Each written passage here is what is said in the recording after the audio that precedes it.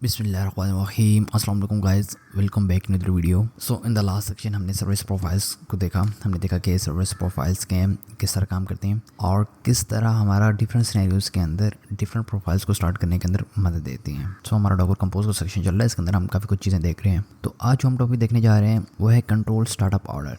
अब ये क्या है, किस तरह काम करता है, तो चलिए इस चीज़ को समझते हैं। तो इसको हम एक एग्जांपल के ज़रिए समझते हैं। तो लेट्स सपोज हमारे पास एक फुल स्टैक एप्लीकेशन चल रही है जो कि प्रोडक्शन एनवायरनमेंट के अंदर चल रही है, यानी उसका फ्रंट एंड भी है, बैक एंड भी है, डेटाबेस भी है, सब कुछ है। तो यहाँ पे मैंने एज्यूम करने के लिए जस्ट दो कंटेनर्स डिस्क्राइब किए हैं, जिनमें से एक वेब सर्विस का है यानी फ्रंट एंड का, और एक डेटाबेस का है। अब एप्लीकेशन कुछ इस तरह की है कि जहाँ पे यूज़र्स आते हैं, अपनी फाइल्स वगैरह अपलोड करते हैं, डाउनलोड करते हैं, तो वो वाली फाइल्स कहाँ पे स्टोर हो रही हैं, डेटाबेस के अंदर। तो जो हमारा फ्रंट एंड है वो पूरे का पूरा डिपेंडेंट है डेटाबेस के ऊपर। तो हम कुछ इस तरह कह सकते हैं कि जो हमारा फ्रंट एंड है वो डिपेंडेंट है बैक एंड के ऊपर, या वेब सर्विस है वो डिपेंडेंट है डेटाबेस के ऊपर। तो अब हमें कुछ इस तरह का सिनेरियो करना है कि जब भी हम अपनी एप्लीकेशन को स्टार्ट करें, डॉकर कंपोज अप करें, तो फर्स्ट ऑफ ऑल हमारा डेटाबेस का सर्विस चलनी चाहिए, उसके बाद वेब सर्विस चलनी चाहिए। ऐसा क्यों है? क्योंकि देखें, जब जिस तरह मैंने कहा कि एप्लीकेशन को इस तरह के जहाँ पे यूज़र्स फाइल वगैरह अपलोड कर रहे हैं, डाउनलोड कर रहे हैं, तो अगर तो हमारी डेटाबेस की सर्विस ही नहीं चल रही, डेटाबेस का कंटेनर ही नहीं चल रहा, तो वो फ्रंट एंड बेकार है, वो जस्ट एक यूआई है, इससे आगे कुछ भी नहीं। क्योंकि अगर तो यूज़र्स अपनी फाइल्स को अपलोड डाउनलोड नहीं कर पाएंगे तो उस एप्लीकेशन का कुछ फ़ायदा नहीं है। तो हमें कुछ इस तरह करना है कि पहले डेटाबेस हमेशा रन हो, फिर उसके बाद वेब सर्विस रन हो। और ऐसा क्यों है, मैंने बता दिया कि डेटाबेस की सर्विस स्टार्ट होगी तब ही फाइल्स अपलोड होंगी, डाउनलोड होंगी। अगर वो नहीं हो रही तो हमारी एप्लीकेशन बेकार है, क्योंकि वो जस्ट एक यूआई रह जाएगी जहाँ पे सब यूज़र्स आके उसको देख सकते हैं। तो हमें कुछ इस तरह करना है कि हमारी डेटाबेस सर्विस पहले स्टार्ट हो और फिर उसके बाद वेब सर्विस स्टार्ट हो। तो डॉकर इस चीज़ को रिजॉल्व करता है एक एट्रीब्यूट से, जिसको बोलते हैं डिपेंड जोन। डिपेंड जोन के एट्रीब्यूट से हम क्या कर सकते हैं, अपनी मर्ज़ी की सर्विस को पहले स्टार्ट कर सकते हैं और अपनी मर्ज़ी की सर्विस को दूसरे नंबर पे स्टार्ट कर सकते हैं, या जिस भी नंबर पे। मैंने एक सेक्शन के अंदर डिपेंड जोन के ऊपर बात की थी, लेकिन उस वक्त मैंने इतनी तफसील से ये सब नहीं बताया था। तो आज इस वीडियो के अंदर हम इस चीज़ को देखते हैं कि डिपेंड जोन बेसिकली वर्क किस तरह करता है। जो सर्विस डिपेंडेंट है किसी दूसरी सर्विस के ऊपर, दूसरी सर्विस हमेशा पहले स्टार्ट होगी, यानी कि हम खुद करेंगे, और डिपेंडेंट सर्विस बाद में हम स्टार्ट करेंगे, ताकि वो जिसके ऊपर डिपेंडेंट है वो पहले स्टार्ट हो जाए, हमारा काम इजी हो जाए, और फिर उसके बाद हम जिस सर्विस को स्टार्ट करना चाह रहे हैं वो हो। फाइन, आई होप सो कि आपको ये समझ में आ गया होगा।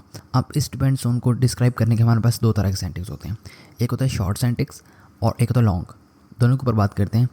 तो शॉर्ट तो बिल्कुल सिंपल सा है कि हम डिफ़ाइन कर देते हैं कि कौन सी सर्विस किसके ऊपर डिपेंडेंट है, और ये वाली सर्विस पहले स्टार्ट हो, दूसरी वाली सर्विस बाद में स्टार्ट हो। तो चलिए इस चीज़ को प्रैक्टिकल देखते हैं।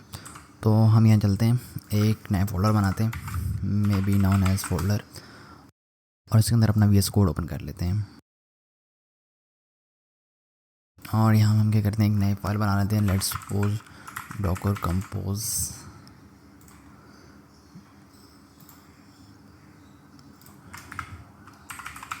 .yml। ओके, इसको क्लोज़ कर लेते हैं और इस तरह। ओके, तो सब फर्स्ट ऑफ ऑल क्या करते हैं, यहाँ पे दो सर्विसेज बना लेते हैं।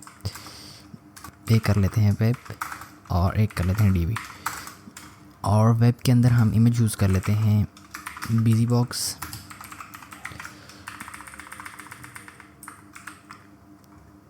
इसको एक नाम दे देते हैं कंटेनर नेम में भी वेबकॉन। और इसके अंदर हम एक कमांड यूज़ कर लेते हैं, मे बी कुछ इस तरह करके -c, और यहाँ पे कोई एक कमांड एग्जीक्यूट करवा लेते हैं, मे बी को वेब इज़ रनिंग, वेबकॉन इज़ रनिंग, और यहाँ पे इसको क्लोज़ कर लेते हैं। ठीक है, बिल्कुल ये वाला काम हम क्या करते हैं DB के अंदर भी कर लेते हैं। मैं इसको कॉपी करता हूँ और यहाँ पे पेस्ट कर लेते हैं, इसको ऐसे कर लेते हैं और इसको पीछे कर लेते हैं थोड़ा सा, डेट्स फाइन। ठीक है, अब ये तो सिंपल हो गया, हमारे पास दो सर्विसेज।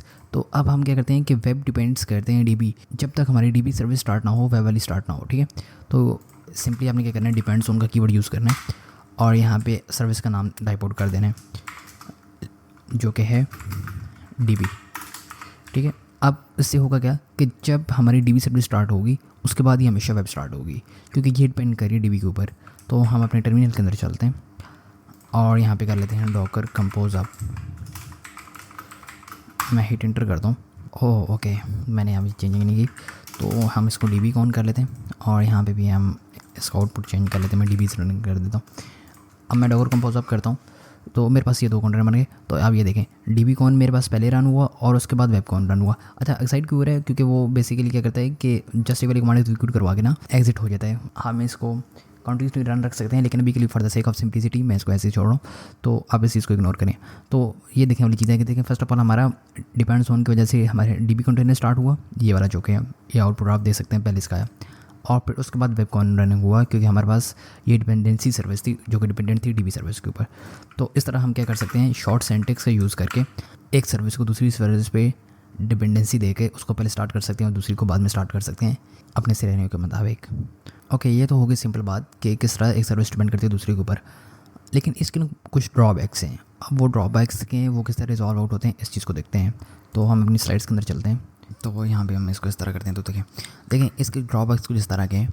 देखें सबसे पहली बात तो ये है कि शॉर्ट सिंटैक्स का एक बहुत बड़ा ड्रॉबैक ये है, वो हमें इंश्योर नहीं करता कि सर्विस रेडी है या नहीं है। आप इसको कुछ इस तरह समझ लें। देखें जब हम गाड़ी स्टार्ट करते हैं तो हम पहले कुछ देर रुकते हैं, 5-10 सेकेंड, 1 मिनट 2 मिनट, कि गाड़ी तो स्टार्ट हो गई, लेकिन स्टार्ट होने के बाद थोड़ा सा इंतज़ार करते हैं कि उसका इंजन वगैरह गर्म हो जाए, या जिस तरह सर्दियों के दिन है तो थोड़ी सी गाड़ी हीट अप हो जाए। तो उसके कुछ वक्त के बाद हम गाड़ी चलाना स्टार्ट करते हैं। तो यानी कि स्टार्ट होने और फिर रेडी होने इसके दरम्यान थोड़ा सा डिफरेंस है।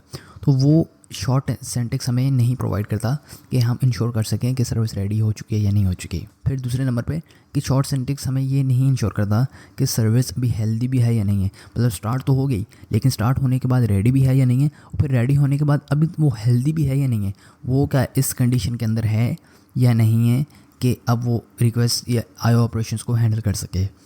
तो ये भी शॉर्ट सिंटैक्स हमें प्रोवाइड नहीं करता। और तीसरे नंबर पे कि वो हमें रीस्टार्ट पॉलिसी भी प्रोवाइड नहीं करता। तो ये ड्रॉबैक्स हैं शॉर्ट सिंटैक्स के। और इसी चीज़ को सॉल्व करते हैं लॉन्ग सिंटैक्स। लॉन्ग सिंटैक्स से हम ये तीनों प्रॉब्लम्स को सॉल्व आउट कर सकते हैं। तो अब ये किस तरह करते हैं उस चीज़ को देखते हैं। तो देखें लॉन्ग सिंटैक्स के अंदर हमारे पास 2 तरह के ऑप्शन होते हैं। एक तो हम कंडीशन को स्पेसिफाई कर सकते हैं, कंडीशंस के हैं इसके ऊपर अभी बात करते हैं। और एक चीज़ रीस्टार्ट, वो हम लॉन्ग सिंटैक्स के अंदर डिस्क्राइब कर सकते हैं। यानी कि जब वैल्यू ट्रू सेट कर दी तो सर्विस को वो हमेशा रिस्टार्ट कर देगा जब भी डिपेंडेंसी सर्विस है उसके अंदर किसी तरह की चेंज आ गई है। अब असल बात है कंडीशंस की। तो कंडीशंस को देखते हैं, कंडीशंस के हैं। तो देखिए हमारे पास 3 तरह की कंडीशंस आती हैं।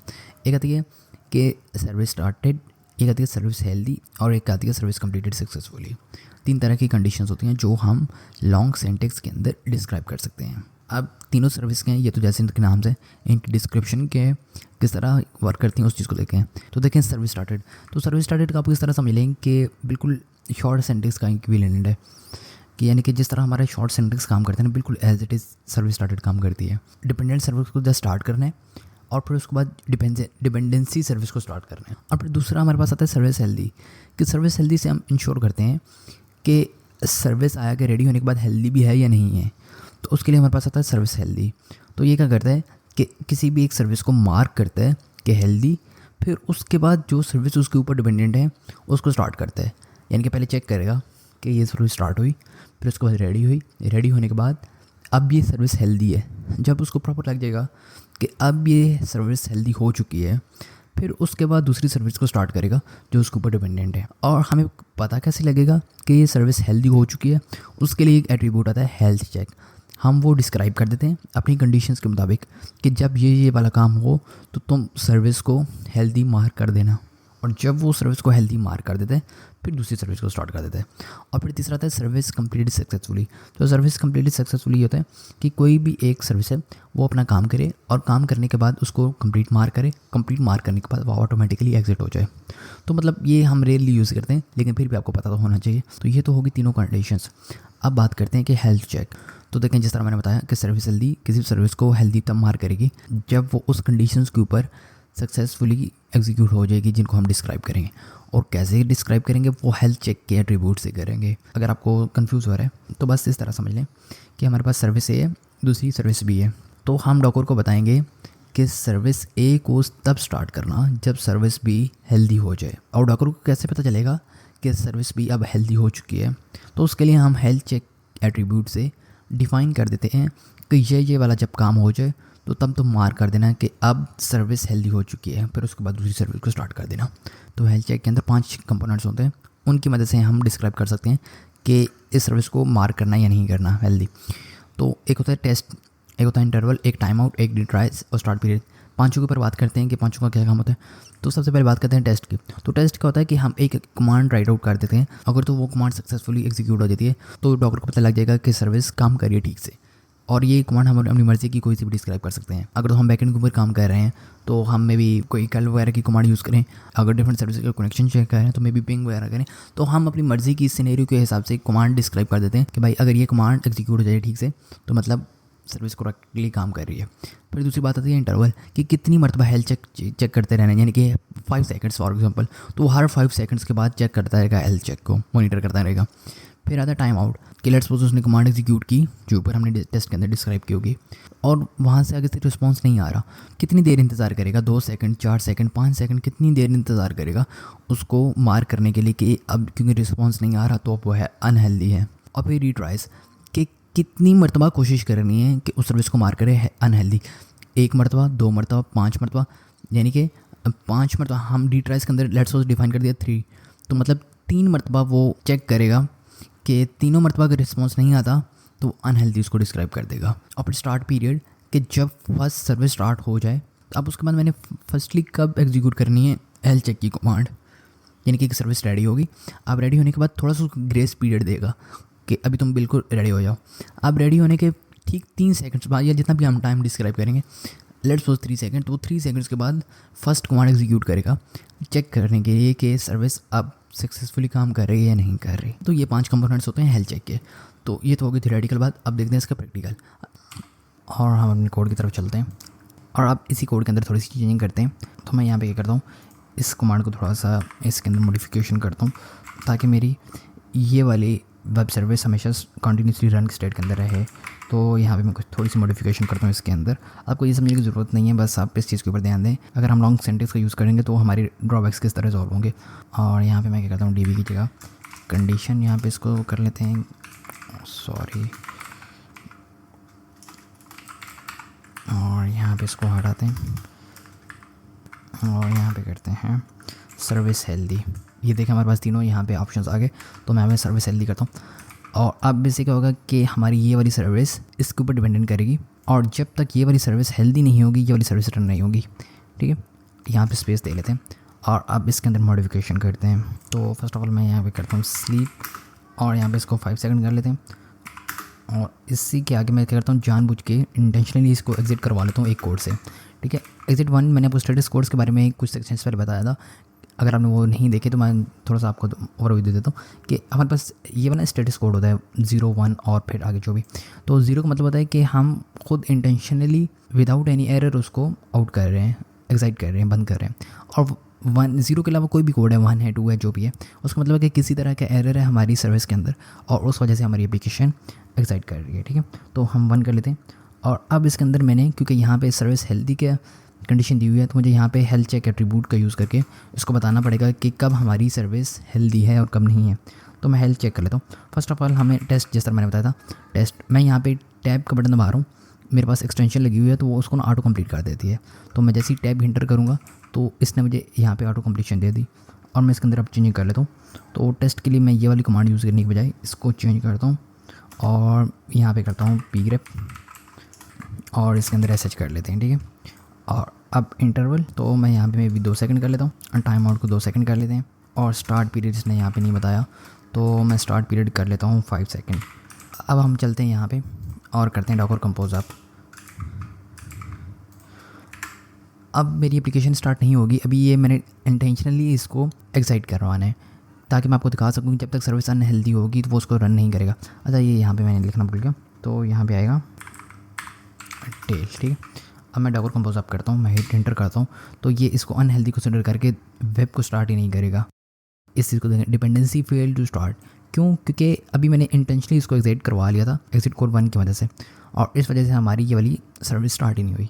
तो अब आपने देख लिया कि जब तक वो हेल्दी नहीं होगी उसको दूसरी सर्विस को स्टार्ट ही नहीं करेगा। अब हम इसके अंदर मॉडिफिकेशन करते हैं, तो इसको क्लियर करते हैं।